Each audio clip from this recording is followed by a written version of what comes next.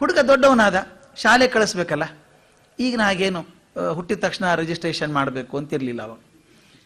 ಅವನು ಶಾಲೆ ಕಳಿಸ್ಬೇಕಾದ್ರೆ ಯಾವ ಶಾಲೆ ಕಳಿಸ್ಬೇಕು ಅಂತ ಆವಾಗ 2-3 ಥರದ ಶಾಲೆ ಇತ್ತು. ಮನೆಯಲ್ಲಿ ಇಸ್ಲಾಂ ಧರ್ಮದ ಬಗ್ಗೆ ತಂದೆನೇ ಹೇಳಿದ, ಅದರ ಮೊದಲನೇ ಗುರು ಅಪ್ಪನೇ. ಎರಡನೇದು ಐನೋರು ಶಾಲೆ ಅಂತ ಇರ್ತಿತ್ತು. ಈ ಲಿಂಗಾಯತ ಧರ್ಮಕ್ಕೆ ಸೇರಿದಂಥ ಜಂಗಮರು ಇರ್ತಾರಲ್ಲ ಗುರುಗಳು, ಅವರು ಯಾವುದೋ ಗುಡಿಯಲ್ಲೋ ಮಠದಲ್ಲೋ ಪಾಠಗಳನ್ನು ಮಾಡೋರು. ಅದಕ್ಕೆ ಐನೋರು ಶಾಲೆ ಅಂತ.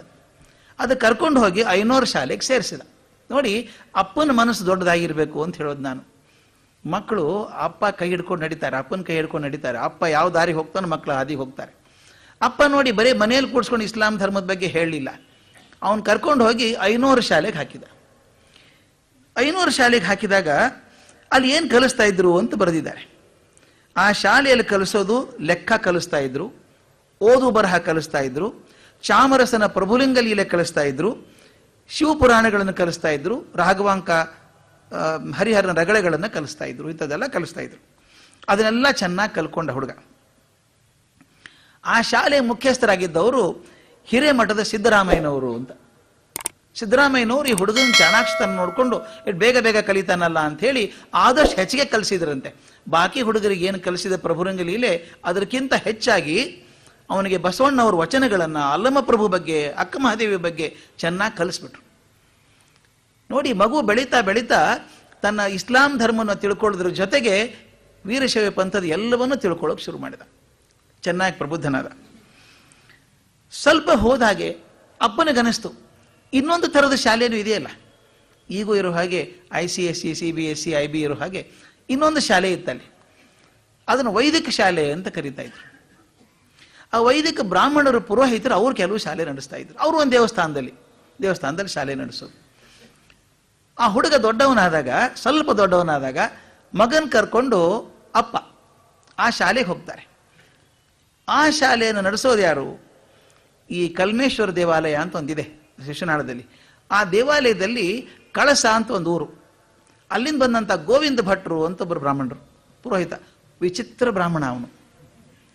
ಕೆಲವೊಂದ್ಸಲ ಜನ ಬೈತಿದ್ರು, ಇದೇನು ಬ್ರಾಹ್ಮಣು, ಗಾಂಜಾ ಸೇತಾನ, ಪಿರಿ ತಿರುಗಾಡ್ತಾನೆ ಊರಾಗಿಲ್ಲ, ಇದೆಂಥ ಬ್ರಾಹ್ಮಣ ಅನ್ನುವಂಥ ವಿಕ್ಷಿಪ್ತ ಸ್ವಭಾವದ ಬ್ರಾಹ್ಮಣ.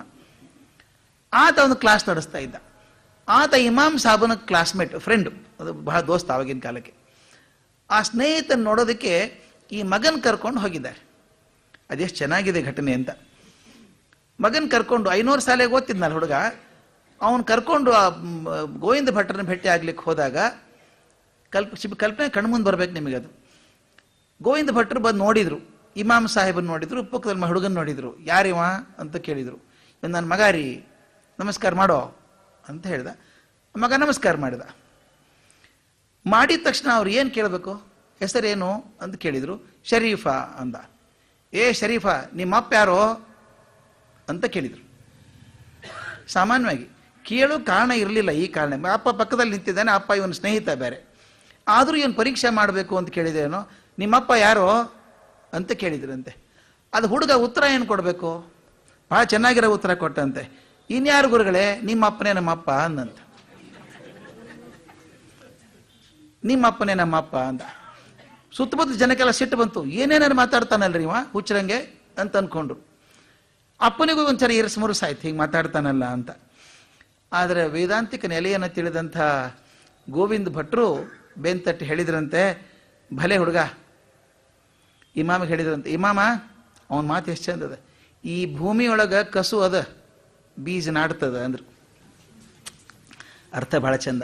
ಭೂಮಿಯೊಳಗೆ ಕಸು ಅದ, ಬೀಜ ನಾಟ್ತದ. ಯಾವಾಗಲೂ ಬೀಜ ಗಟ್ಟಿ ಇರಬೇಕು, ಫಲವತ್ತಾದ ನೆಲದಲ್ಲಿ ಬೀಳಬೇಕು, ಅಂದ್ರೆ ಕೃಷಿ ಆಗೋದು. ಒಳ್ಳೆ ಬೀಜವನ್ನು ಸಿಮೆಂಟ್ ಚೀಲದಲ್ಲಿ ಹಾಕಿದ್ರೆ ಬೆಳೆಯೋದಿಲ್ಲ. ಅಥವಾ ಒಳ್ಳೆ ಫಲವತ್ತಾದ ಬೂದಿಯಲ್ಲಿ ಹುರಿದಂಥ ಕಾಳು ಹಾಕಿದ್ರೂ ಪ್ರಯೋಜನ ಇಲ್ಲ.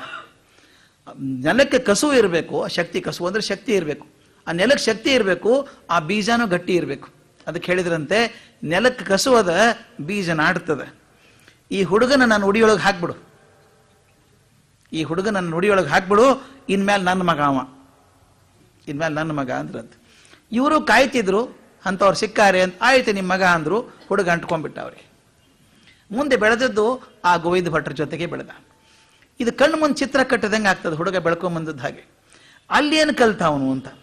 ಅಲ್ಲಿ ಏನು ಕಲಿಸ್ತಾ ಇದ್ರು? ಅಲ್ಲಿ ಕಲಿಬೇಕಾದ್ರೆ ವೇದಗಳ ಬಗ್ಗೆ ಸ್ವಲ್ಪ ಕಲಿಸ್ತಾ ಇದ್ರು, ಉಪನಿಷತ್ತುಗಳ ಬಗ್ಗೆ ಕಲಿಸ್ತಾ ಇದ್ರು, ಭಗವದ್ಗೀತೆ, ರಾಮಾಯಣ, ಮಹಾಭಾರತ, ಸ್ತೋತ್ರಗಳನ್ನು ಕಲಿಸ್ತಾ ಇದ್ರು, ಸಂಧ್ಯಾ ವಂದನೆ ಕಲಿಸ್ತಾ ಇದ್ರು. ಎಲ್ಲವನ್ನೂ ಕಲಿತ ಹುಡುಗ. ಈ ಮಾತನ್ನು ಯಾಕೆ ಹೇಳ್ತೇನೆ ಅಂದರೆ, ಮುಸ್ಲಿಂ ಹುಡುಗ ಸಂಧ್ಯಾ ವಂದನೆಯನ್ನು ಕಲಿತ, ಚೆನ್ನಾಗಿ ಕಲಿತ. ವೈದಿಕ ವಿಷಯ ಕಲ್ಕೊಂಡು ಸ್ವಲ್ಪ ವೈದಿಕನೇ ಆದ. ಈಗ ಮನಸ್ಸು ಮುಪ್ಪುರಿಗೊಂಡಿದೆ. 3 ಥರದ ಜ್ಞಾನ ಬಂದಿದೆ. ಮನೆಯಲ್ಲಿ ಇಸ್ಲಾಂ ಧರ್ಮದ ಬಗ್ಗೆ ಬಂತು, ಐನೂರು ಶಾಲೆಯಲ್ಲಿ ಲಿಂಗಾಯತ ಧರ್ಮದ ಕಂಪ್ಲೀಟ್ ಬಂತು, ವಿಷಯ ತಿಳಿತವನಿಗೆ. ಬಸವಾದಿ ಪ್ರಮುಖರು ಎಲ್ಲ ಜ್ಞಾನಗಳು ಸಿಕ್ತು. ಇಲ್ಲಿ ಬಂದಾಗ ವೇದ ಜ್ಞಾನ, ಉಪನಿಷತ್ ಜ್ಞಾನ, ಈ ವೇದಾಂತದ ದರ್ಶನ ಕೂಡ ಆಯ್ತು ಅವನಿಗೆ. ಈ 3 ಸೇರ್ಕೊಂಡು ಅವನ ಮನಸ್ಸಿಗೊಂದು ಹೊಳಿತು. ಎಲ್ಲ ಧರ್ಮನೂ ಒಂದೇ ಅಂತ ಅನಿಸ್ತು.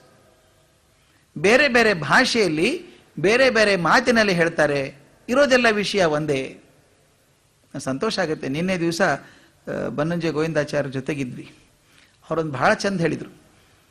ಎಲ್ಲೊಂದು ಕಡೆ ಉಪನ್ಯಾಸಕ್ಕೆ ಹೋದಾಗ ಕುರಾನ್ ಕೇಳಿದಾಗ ಕುರಾನ್ ಬಗ್ಗೆ ವರ್ಣನೆ ಮಾಡಿ ಹೇಳಿದರು. ಆ ಶ್ಲೋಕ ಕುರಾನ್ ಪದ ತಗೊಂಡು ಅದಕ್ಕೆ ಅರ್ಥ ನೋಡಿ, ಭಗವದ್ಗೀತೆಯಲ್ಲಿ ಇದೇ ಅರ್ಥ ಬರುತ್ತಲ್ಲ, ಭಗವದ್ಗೀತೆಯಲ್ಲಿ ಇದೇ ಅರ್ಥ ಬರುತ್ತಲ್ಲ ಅಂತೆಲ್ಲ ಬಂತು.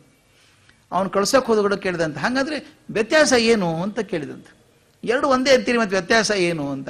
ವ್ಯತ್ಯಾಸ ಏನಿಲ್ಲಪ್ಪ, ಭಾಷೆ ವ್ಯತ್ಯಾಸ ಅಷ್ಟೇನೆ ಅಂತ ಹೇಳಿದ್ರೆ. ಅದೇ ರೀತಿ ಬೈಬಲ್ ನೋಡಿದ್ರು ಹಾಗೆ ಅನಿಸುತ್ತೆ ಅಂತ. ಹೀಗೆ ಮನಸ್ಸು ಬೆಳೆದಾಗ ವಿಶಾಲವಾದಂಥ ಮನೋಧರ್ಮವನ್ನು ಬೆಳೆಸ್ಕೊಂಡು ಶರೀಫ್ ಬೆಳೆದ ಅನ್ನೋದು ಬಹಳ ಮುಖ್ಯ. ಯಾಕೆ ಶರೀಫನ ಪದ ತತ್ವಪದ ಆಗ್ತದೆ, ಬೇರೆದವ್ರು ಬರೆದದ್ದು ಬರೀ ಹಾಡಾಗ್ತದೆ ಅಂದರೆ, ಈ ಹಿಂದೆ ಇರುವಂಥ ವಿಶಾಲ ಮನೋಭೂಮಿಕೆ ಅವನಿಗೆ ಇದ್ದಂಥದ್ದು. ಇದೊಂದು ರೋಗ. ಸ್ವಲ್ಪ ಬುದ್ಧಿ ಬಂದ ತಕ್ಷಣ ಮತ್ತೊಬ್ರಿಗೆ ಹೇಳಬೇಕು ಅನಿಸುತ್ತೆ. ಶರೀಫಿಗೆ ಹಾಗೆ ಅನಿಸ್ತು. ತಾವಂಚೂರು ಕಲ್ತಿದ್ದಾನಲ್ಲ, ಮಕ್ಕಳಿಗೆ ಕಲಿಸ್ಬೇಕಿನ್ನ ಅಂತ. ಮಕ್ಕಳ ಬಗ್ಗೆ ವಿಪರೀತ ಪ್ರೀತಿ ಅವನಿಗೆ. ಶಾಲೆ ಶುರು ಮಾಡಿದ. ಏನು ಮಾಡಿದ? ಆ ಊರಲ್ಲೇ ಚಂದ್ರೇಶ್ವರ ದೇವಾಲಯ ಅಂತ ಒಂದಿದೆ. ಕಲ್ಮೇಶ್ವರ ದೇವಾಲಯದಲ್ಲಿ ಅವರಿದ್ರು, 500 ಅಲ್ಲಿದ್ರು, ಇನ್ನು ಚಂದ್ರೇಶ್ವರ ದೇವಸ್ಥಾನ ಖಾಲಿ ಇತ್ತು. ತಾನು ಕೂತ್ಕೊಂಡ ಗುರುವಾಗಿ ಮಕ್ಕಳಿಗೆಲ್ಲ ಪಾಠ ಹೇಳೋಕೆ ಶುರು ಮಾಡಿದ. ಹೇಳೋದು ಏನು ಹೇಳ್ತಿದ್ದ? 3 ಹೇಳ್ತಾ ಇದ್ದ, ಗೊತ್ತಿರೋದನ್ನು. ಅದಕ್ಕೂ ಹುಡುಗರನ್ನು ಕಲಿಸ್ತಾ ಇದ್ರು. ಅದು ಮುಖ್ಯ ನೋಡಿ. ನಮ್ಮಲ್ಲಿ ತಂದೆ ತಾಯಿಗಳು ಮಾಡೋದು, ಆ ಶಾಲೆ ಕೂಡ ಮಕ್ಕಳನ್ನು ಕಳಿಸ್ತಾ ಇದ್ರು ತಂದೆ ತಾಯಿಗಳು. ಪಾಠ ಹೇಳೋಕೆ ಶುರು ಮಾಡಿದ. ಆದ್ರೂ ಎಂಥ ದೊಡ್ಡ ಶಕ್ತಿ ಅಂದರೆ, ಒಂದು ಕಷ್ಟ ಇದೆ. ಪುಟ್ ಮಕ್ಕಳು ಮನೆಯಲ್ಲಿ ಒಂದು ಕ್ಷಣ ಒಂದು ಕಡೆ ಕೂತ್ಕೊಳ್ಳಲ್ಲ, ಓಡಾಡ್ತಾ ಇರ್ತಾರೆ. ಆ ಚೈತನ್ಯ ಒಳಗೆ ಹಾಗಿದೆ, ಕೂಡಿಸ್ಕೊಡಲ್ಲ. ಇವಂದು ಅದೇ ಹಣೆ ಬರ. ಶರೀಫಂದು ಆ ಒಳಗಡೆ ಶಕ್ತಿ ಎಷ್ಟು ಕುದೀತಾ ಇತ್ತಲ್ಲ, ಒಂದ್ ಕಡೆ ಕೂಡೋಕ್ ಬಿಡಲ್ಲ. ಊರು ಅಲಿಬೇಕು, ಊರು ಅಲಿಬೇಕು. ಇಲ್ಲಿ ಪಾಠ ಮಾಡೋದು ಮತ್ತೊಂದು ಊರು, ಹುಡುಗರಿಗೆ ಪಾಠ ಮಾಡಬೇಕು. ಅದಕ್ಕಿಂತ ಮೊಹರಂ ಹಬ್ಬ ಬಂದಾಗ ರಿವಾಯತ್ ಅಂತ ಮಾಡ್ತಾರೆ. ಆ ಹಾಡುಗಳನ್ನು ಕಟ್ಟಿ ಹಾಡುವಂಥದ್ದು. ಅಲ್ಲಿ ಕಟ್ಟಿ ಹಾಡಬೇಕು, ಹೋಗೋದು, ಕಾಂಪಿಟೇಷನ್ ಮಾಡೋದು. ಒಂದು ಕಡೆ ನಿಂತ್ಕೊಳ್ಳಲ್ಲ ಪ್ರಾಣಿ. ಊರು ಸುತ್ತೋದು ಶುರು ಮಾಡಿದ. ಆಗ ಅಪ್ಪ ಅಮ್ಮ ಅಂದರು, ಈ ಹುಡುಗ ಹೆಂಗಾದ್ರೆ ಕೈಗೆ ಸಿಗಲ್ಲ, ಊರು ಅಡ್ಡಾಡ್ತಾನೆ. ಆಗಿನ ಕಾಲದೊಂದು ಸೂತ್ರ, ಹುಡುಗನ ಕಟ್ಟಿ ಹಾಕಬೇಕು ಅಂದರೆ ಮದುವೆ ಮಾಡಬೇಕು ತೀರ್ಮಾನ ಮಾಡಿದರು. ಇವನಿಗೆ ಅಪ್ಪ ಅಮ್ಮ ಅಂದರೆ ಮಕ್ಕ ಮದೀನಾ ಇದ್ದಂಗೆ, ಹೇಳಿದ್ರೆ ಮತ್ತೊಂದು ಮಾತೇ ಇಲ್ಲ. ಮದುವೆ ಆಗಬೇಕು ಶರೀಫ ಅಂದರು. ಆಯಿತು ಅಂದ. ಆಯಿತು ಅಂದ ತಕ್ಷಣ ಯಾರು ಮಾಡಬೇಕು? ಹತ್ತಿರದಲ್ಲಿ ಕುಂದಗೋಳ ಅಂತಿದೆ. ಕುಂದಗೋಳದ ನಾಯಕ ಮನೆತನದ ಫಕೀರ್ ಸಾಬ ಅಂತ ಮನುಷ್ಯ, ಅವನ ಜ್ಯೇಷ್ಠ ಪುತ್ರಿ ಹಿರೇಮಗಳು ಫಾತಿಮಾ ಅನ್ನೋಳ ಜೊತೆಗೆ ಮದುವೆ ಆಗೋಯ್ತು. ಆಕೆ ಕೂಡ ತುಂಬ ಬುದ್ಧಿವಂತೆ. ಫಾತಿಮಾ ಸಣ್ಣ ವಯಸ್ಸಿಗೆ ಗಂಡನ ಮನೆಗೆ ಬಂದರೂ ಕೂಡ ತನ್ನ ಗೆಳತಿಯರ ಕಡೆಯಿಂದ, ಪಕ್ಕದ ಮನೆಯವರ ಕಡೆಯಿಂದ ತನ್ನ ಗಂಡನ ಖ್ಯಾತಿಯನ್ನು ಕೇಳಿದ್ಲು. ಅಂದ್ರೆ ಆಗಾಗಲೇ ಶರೀಫ ಎಷ್ಟು ಪ್ರಸಿದ್ಧ ಆಗಿದ್ದ ಅಂದರೆ, ಶರೀಫನ ಮನೆಗೆ ದಿನ ಪ್ರೋಗ್ರಾಮಿಗೆ ಬನ್ನಿ ಅಂತ ಕರಿಬೇಕು ಜನ. ಅದಕ್ಕೆ ಅಭಿಮಾನ ಇತ್ತು, ನನ್ನ ಗಂಡ ಇಷ್ಟು ಬೇಡಿಕೆಯಲ್ಲಿದ್ದಾನಲ್ಲ ಅಂತ ಒಂದು ಸಂತೋಷ ಇತ್ತು. ಅವನ ಸಂತೋಷಕ್ಕೆ ಅನುಕೂಲಿಯಾಗಿ ಕೆಲಸ ಮಾಡಿದ್ರು. ಮಕ್ಕಳ ಏಳಿಗೆಯನ್ನು ಅಪೇಕ್ಷೆ ಮಾಡುವಂಥ ತಂದೆ ತಾಯಿ, ಅನುಕೂಲಿಯಾದಂಥ ಪತ್ನಿ. ಮುಂದೆ 1.5 ವರ್ಷದೊಳಗೆ ಅವ್ರ ಮಗಳು ಹುಟ್ಟುತ್ತಾಳೆ. ಆ ಮಗಳು ಹುಟ್ಟಿದಾಗ ಲತ್ತೂಮಾ ಅಂತ ಹೆಸರು. ಹಜ್ಜುಮಾ ತಾಯಿ, ಫಾತಿಮಾ ತಾಯಿ, ಹಜ್ಜುಮಾ ತಾಯಿ ಈಗ ಫಾತಿಮಾ ಮದುವೆ ಆದದ್ದು. ಅದ್ರ ಮಗಳು ಲಜ್ಜುಮಾ ಅಂತ ಮಗಳು, ಪುಟ್ಟ ಹುಡುಗಿ. ಮನೆ ನಂದ ಗೋಕುಲ ಆಯಿತು. ಬಹುಶಃ ಆ ಕಾಲ ಶರೀಫನ ಜೀವನದ ಅತ್ಯಂತ ಸಂತೋಷದ ಕಾಲ ಅಂತ ಹೇಳಬೇಕು. ಸಂತೋಷವಾಗಿದ್ದ, ಮನೆಯಲ್ಲಿ ಹೋಗ್ತಾ ಇದ್ದ. ಮನೆ ಜವಾಬ್ದಾರಿ ಇಲ್ಲ, ಮನೆ ಜವಾಬ್ದಾರಿನ ಅಪ್ಪ ಅಮ್ಮ ಹೆಂಡತಿ ನೋಡ್ಕೋತಾ ಇದ್ರು. ಸಂತೋಷ ಮಕ್ಕಳಿಗೆ ಪಾಠ ಮಾಡ್ತಿದ್ದ, ಊರು ಅಲಿತಾ ಇದ್ದ. ಯಾರ್ದೋ ದೃಷ್ಟಿ ಹತ್ತದೆ. ಬಹಳ ಎಲ್ಲ ಚೆನ್ನಾಗಿದ್ದಾಗ it is hard to believe that everything can be so beautiful. ಎಲ್ಲ ಚೆನ್ನಾಗಿರ್ತದೆ ಅಂತ ನಂಬೋದು ಕಷ್ಟ. ಯಾರ ದೃಷ್ಟಿ ತಾಕ್ತೋ ಏನೋ ಗೊತ್ತಿಲ್ಲ. ವಯಸ್ಸಾಯಿತು ಇಮಾಮ್ ಸಾಹೇಬರಿಗೆ. ಹುಷಾರಿಲ್ಲ ಅಂತ ಮಲ್ಕೊಂಡವ್ರು ಹೇಳಲೇ ಇಲ್ಲ. ನವುದು ಒಂದ್ಸಲ ಇಮಾಮ್ ಸಾಹೇಬ್ರು ಹೋಗ್ಬಿಟ್ರು. ಇಮಾಮ್ ಸಾಹೇಬ್ರು ಹೋದ್ರಲ್ಲ ಅಂತ ಹಜ್ಜುಮಾ ಎದೆ ಒಡೆದೋಯ್ತು, ಗಂಡ ಸತ್ತೋದ್ನಲ್ಲ ಅಂಥೇಳಿ. ಕಷ್ಟಪಟ್ಕೊಂಡು ಆಕೆ ಕೂಡ ಹಾಸಿಗೆ ಹಿಡಿದ್ಲು. ಹಿಡಿದು ಒಂದು 3-4 ತಿಂಗಳೊಳಗೆ ಗಂಡ ಹೋದದ್ದ ದಾರಿನ ತಾನು ಹಿಡಿದ್ಲು. ಒಂದು 4-5 ತಿಂಗಳಲ್ಲಿ ಅಪ್ಪ ಅಮ್ಮ ಇಬ್ಬರು ಹೋದಾಗ ಬಹಳ ದುಃಖ ಅನ್ನಿಸ್ತು. ತಂದೆ ತಾಯಿ ಮೇಲೆ ತುಂಬ ಗೌರವ. ತಮ್ಮ ಊರು ಹೊರಗಿರುವಂಥ ದಕ್ಷಿಣದಲ್ಲಿರುವಂಥ ಹೊಲದಲ್ಲಿ ಅಪ್ಪ ಅಮ್ಮ ಇಬ್ಬರು ಸಮಾಧಿ ಮಾಡಿ ಅದು ದಿನ ಹೋಗಿ ಪೂಜೆ ಮಾಡಿ ಬರೋರು. ಆದ್ರೆ ಮನಸ್ಸಿಗೆ ಸಮಾಧಾನ, ವಯಸ್ಸಾಗಿತ್ತು, ತುಂಬ ಜೀವನ ನಡೆಸಿದ್ರು, ನೋವಿದೆ, ಅದು ತುಂಬ ಜೀವನ ನಡೆಸಿದ್ರಲ್ಲ ಅಂತ ಒಂದು ಸಮಾಧಾನ ಇತ್ತು. ಆದರೆ ಮುಂದೆ ಒಂದು ಸ್ವಲ್ಪ ದಿವಸಕ್ಕೆ ಸುಮಾರು 7-8 ತಿಂಗಳಲ್ಲಿ ಇಡೀ ಶಿಶುನಾಳೆಗೆ ಕಾಲರಾ ಬಡೀತು. ಆಗಿನ ಕಾಲದಲ್ಲಿ ಕಾಲರಾ ಪ್ಲೇಗು ಬಂದರೆ ಊರೇ ಹೋಗ್ಬಿಡ್ಬೇಕು. ಹಾಗೆ ಬಂದಾಗ ಇವನ ಮನೆಯಲ್ಲಿ ಬಲಿಯಾದದ್ದು ಆ ಪುಟ್ಟ ಹುಡುಗಿ ಲತ್ತೂಮ. ಯಾವುದು ಕಣ್ಣಿನ ಮಣಿ ಅಂತ ಅನ್ಕೊಂಡಿದ್ನೋ, ತನ್ನ ಜೀವದ ಜೀವ ಅನ್ಕೊಂಡಿದ್ನೋ, ಆ ಪುಟ್ಟ ಮಗು ಕಾಲರಾಗಿ ಬಲಿಯಾದಾಗ ಇವನು ಎದೆ ಹೊಡಿತು, ಹೌ ಹಾರಿದ. ಆದರೆ ಇವನಿಗಿಂತ ಹೆಚ್ಚು ನೋವಾದದ್ದು ತಾಯಿಗೆ. ತಾಯಿ ಕರಳು ಬೆಂದು ಹೋಯ್ತು, ತಡ್ಕೊಳ್ಳೋಕ್ಕಾಗಲಿಲ್ಲ. ಹಗಲು ರಾತ್ರಿ ಅಳ್ತಾ ಇದ್ಲು. ಆಕೆ ಸಮಾಧಾನ ಮಾಡಬೇಕು ಅಂತ ತಮ್ಮ ತಾಯಿ ಮನೆಗೆ ಕರ್ಕೊಂಡು ಹೋದ್ರು, ಕುಂದಗೋಳಕ್ಕೆ ಕರ್ಕೊಂಡು ಹೋದ್ರು.